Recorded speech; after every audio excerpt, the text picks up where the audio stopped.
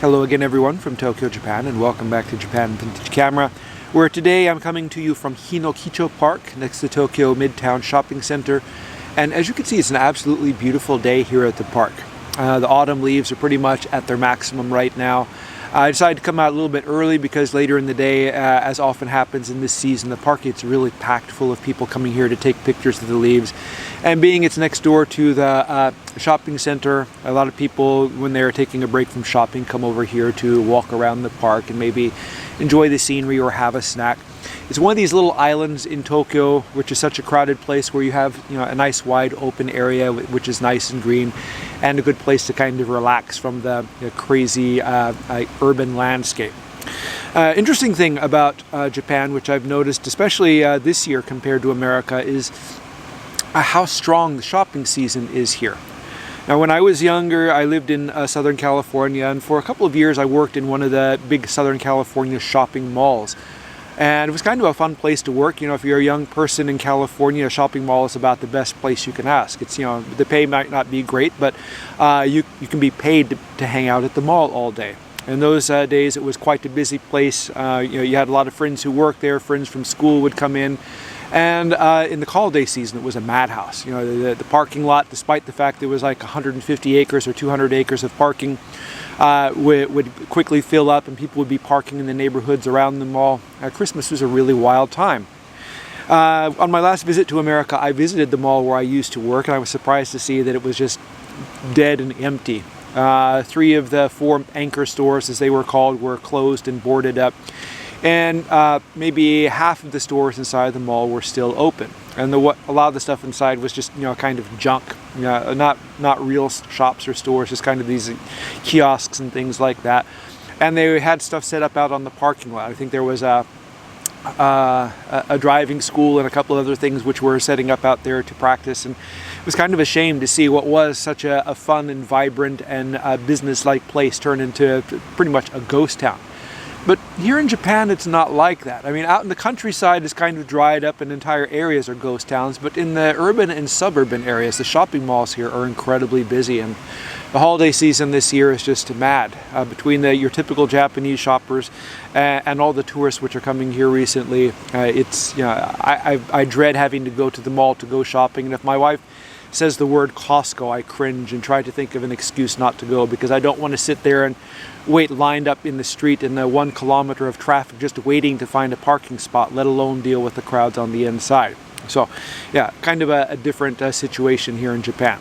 But we're 3 minutes into the video, so let's go ahead and get started on the actual subject of today's video. And today I'm going to be talking about a camera which I've had a fair amount of experience in the past, but which I haven't actually used, and that is the Olympus OM40 camera. For those of you who are new to my channel, I sell vintage Japanese cameras like this Olympus in my online store, japanvintagecamera.com. I have an Etsy store which is also called Japan Vintage Camera. So if you'd like to buy this camera or another vintage camera, please visit one of my stores. I'll post links to my stores in the description below the video. So I said I haven't actually used one of these cameras, though I have a lot of experience with them. And what that means is the OM40 is a camera which I usually use to take apart, to remove the prism. And I use these prisms to restore the older Olympus cameras, like the OM1 and M1, which frequently have the issue with the rotted out, reflective coating on the prism. And the reason is these OM40s, these are inexpensive, well, not inexpensive when they were made, but inexpensive nowadays, SLR camera. And for the cost of this camera, I can usually buy one of these for a fraction of the cost of just buying a replacement prism. So whenever I come across these OM40s for sale, these bodies, I buy them. They're usually here in Japan, maybe $10 or $15, and I take them apart, remove the prism, and I discard the parts which are left over. And that's kind of a shame, but of course, the earlier M1 and OM cameras are quite desirable, and I like to sell them, and I try to, and if I want to sell good ones, I have to make sure the prism is good. So unfortunately, I've sacrificed a large number of these OM40 cameras over the years to make good M1 and OM1 cameras. But that's kind of the shame, because the OM40 is still a good camera. Now, Olympus produced the OM series in a wide variety of models, and they began making them way back in 1971 with the original M1, and all the way up to the year 2000 with the OM2000 model. And all of them featured the OM mount. And there are a couple of odd variations in there, the OM2 spot meter, and then there was a version which featured an autofocus lens. It was an interesting camera platform and wildly popular for the entire time which Olympus manufactured it. So there are two main series of the OM cameras. Of course, there's the original OM single-digit series, the OM1, OM2, 3, and 4, and then there's the double-digit series, the OM10, 20, 30, and 40. Now, the original single-digit series were metal cameras, and these were intended more for the serious amateur or professional market, whereas the double-digit cameras were more intended for the consumer market. And there was a huge demand in the consumer market back in the 1980s for these kind of cameras, and Olympus sold lots and lots of these things. So a lot of people prefer the original single-digit cameras. Professionals use them. A lot of wedding photographers. I think the OM2 is probably one of the most popular cameras with wedding photographers here in Japan, more so than the Nikon or Nikon or Canon cameras. The OM double-digit series, it just didn't quite catch on with them, and no excuse for that other than Japanese people, like other people, they have a little bit of prestige in their equipment. For most people, this camera is entirely adequate, and even for professional use, this is a wonderful camera, to have in your bag.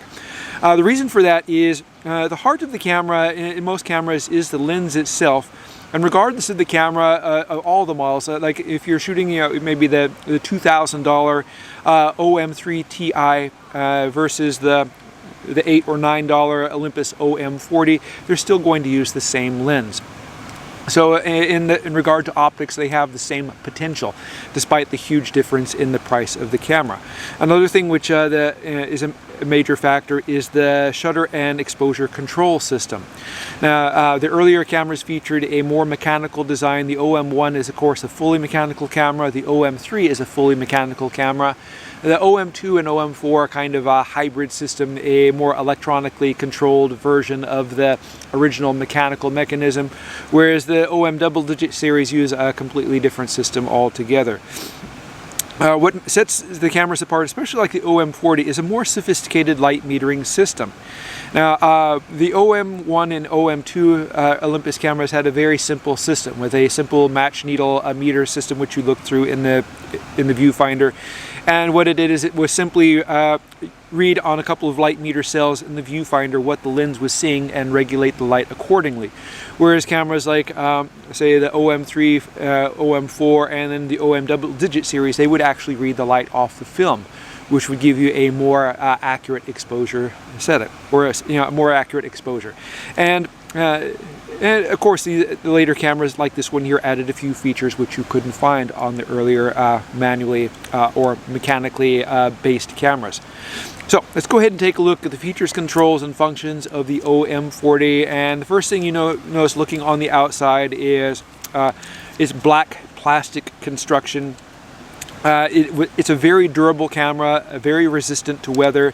It has this rubber coating all the way around, and you can kind of see it's a little bit faded, dried out, I guess, or maybe bleached from being exposed to the sun. But these are very durable cameras, and they absorb shocks very well. So if you drop one, more than likely it's not going to do any noticeable harm to it. On the top here, we have, of course, the typical rewind system here, and you pull up on the knob here to open the film door. Normally it opens like that. This one's got kind of old light seals maybe, and it's a little bit stuck. Actually, the light seals aren't bad in it. And if you look on the inside here, you see the metal contacts in the film chamber. This camera has what is called DX film coating. So if you use DX film, which is pretty much most film nowadays, you don't have to set the film speed, it's set automatically. Below this we have the selector switch. You can hear it maybe beeping. That means the battery is good. We have three different shooting modes. We have program, we have automatic, and we have manual. So manual exposure, you simply set the aperture and your shutter speed manually like you would in the old OM1 camera. and you would simply use the light meter indicator inside the viewfinder, and it would tell you when you have the best combination of aperture and shutter speed.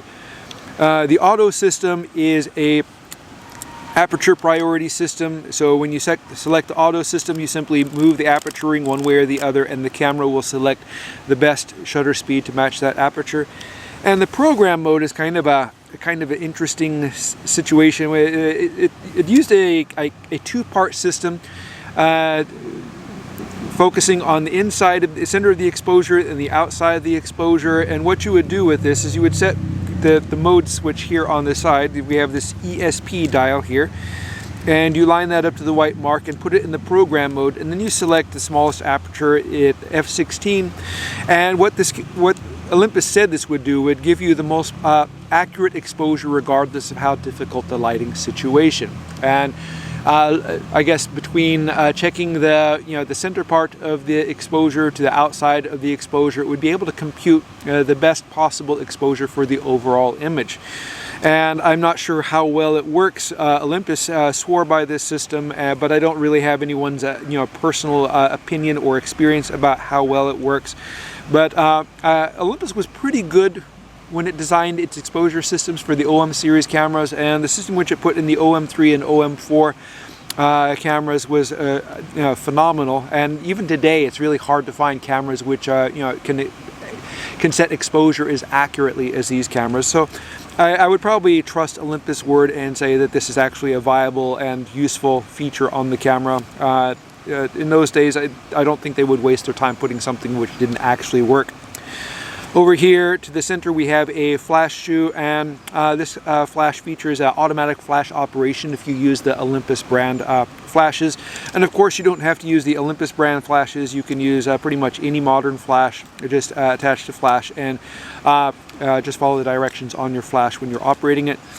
Here we have the dial which you used for setting your film speed and exposure compensation. And as I said before, this camera features DX film coding, which automatically sets the film speed. But if you're shooting film which doesn't have DX coding on it, you can still set it manually. And you simply do so by lifting up and turning the dial one way or the other until the number in the window matches the film you have loaded in the camera. And for exposure compensation, you simply turn the dial up or down to increase or decrease exposure. And as I said in previous videos, this is a really handy feature when you're shooting, for example, winter scenes in the snow, or people dressed wearing black clothes and things like that. As I've said before, the light meter in a camera tends to try to correct everything to 18% gray. So if you shoot something which is white, it will turn out gray, and if you shoot something which is black, it will turn out gray. But by increasing the exposure, when you are shooting something in the snow will look white like it's actually snow. And if you decrease the exposure when you're shooting something black, it will actually look black. When you're using the DX coding in this camera or DX system, simply turn it so the green line is facing the alignment mark here, and the camera is good to go. You don't have to do anything. Here we have the shutter release button, and I have the self timer set on there, and accepts a standard cable release. Here we have the release button, which is set in the same spot as the later OM cameras, and you press this button down to rewind the film. Here, as I said, as you just heard a moment ago, that beeping, this is the self timer indicator. I left that on because I was checking to make sure the self timer worked. Self timer on these later cameras is nice because not only do you have an audible beep, but you have a flashing light which lets you know that the camera is counting down, is going to take a photograph. Here we have the film counter window. On the back of the camera here, instead of having a card holder, we simply have a window here so you can actually look and see what film you have loaded in the camera. The viewfinder here is the very large viewfinder, which is very wonderful on the Olympus cameras. As I said, that the prism on this camera is interchangeable with the ones on the earlier cameras, including the M1 and OM1.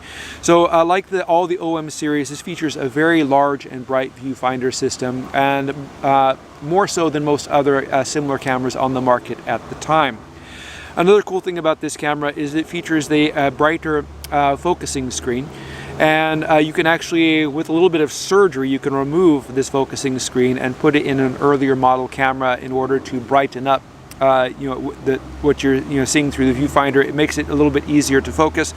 On the other hand, it's, as I said, it's a little bit difficult. You simply can't take off the lens and remove the focusing screen. You have to kind of disassemble some of the parts in the camera to get it out.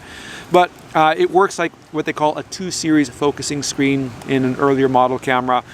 Beware when you're using it with the earlier cameras like the M1 or OM1, it will give a different light meter, or a different meter reading, and give you an inaccurate exposure. But for some of the later model cameras, the OM40 focusing screen, it's a nice upgrade which you can add to an early camera. On the bottom here, we have the battery chamber. This camera uses ordinary LR44 batteries. It requires just 2 of them. Good thing about this compared to the earlier ones, no adapters or anything are necessary. LR44 batteries, you can buy bunches and bunches of them for next to nothing. The OM40 accepts the Olympus power winders. These are not especially fast. I don't really like the power winders on motor drives on old cameras because they make them much heavier and much noisier. And high quality cameras, they're nice and smooth and quiet without having to deal with the additional weight and batteries and all that of the motor drive system. Loading the film is quite simple. Simply pull up the rewind dial like so, drop in your film, pull the film meter across, feed it into the slot here on this side, and simply wind and fire the shutter until the film is wound up on the take-up spool and the teeth on the top and bottom are being engaged by the teeth on the take-up sprocket. Unlike some of the other Olympus cameras, this camera doesn't have the removable film door, so you can't use the data backs on this camera. But I don't really know anyone who bothers with those things nowadays. Back in the day, it was kind of an interesting feature to be able to put the date and time and that kind of information on the film. Nowadays, if you want to do that kind of stuff, you can go with digital. Usually when I look at a photograph, I can tell without looking at the date, more or less when I took the photograph. So it was kind of a good marketing gimmick at the time, but not especially useful. But anyway, that's it for my review of the OM40. And one thing I should mention on this, I mentioned earlier that the camera, the heart of the lens was the heart of the camera was the lens. And I'll go ahead and tell you that the OM series lenses are really wonderful. I've got a few of these lenses which I've used, and I really love them. I have this old 55mm f1.2 OM lens, the kind with a really golden color on the front element. And I took that out and I took some incredible pictures of insects and things like that, and I really love the quality. I shot it with some infrared film at the local park a few years ago, and that was also amazing. My favorite lens for these cameras, besides that 55mm f1.2, is the ordinary 50mm f1.8. That's like the cheapest lens you can get for the OM camera, but it tends to be for its really low price, one of the best performing 50mm lenses I've found. This camera is fitted with the late version 50mm f1.4. The late version, what it means, it's a 1 million serial number lens. A lot of people say that this is the best of the 50mm f1.4 lenses. For myself, my eyes aren't really good enough to be able to tell the difference between one which is over the 1 million serial number and one which is below. Some of the earliest lenses I like because they have the thorium coating on the glass, which I think adds a little bit of character to the image, and those are much less expensive than the 1 million series. Good thing about these OM40 cameras and the later ones is often they will have the later series lenses on them because these were a later production camera. But anyway, that's it for my video about the Olympus OM40. If you like the video, please click the like button. If you want to subscribe and see more, please do so. Thank you very much for watching, and I hope you tune in again soon.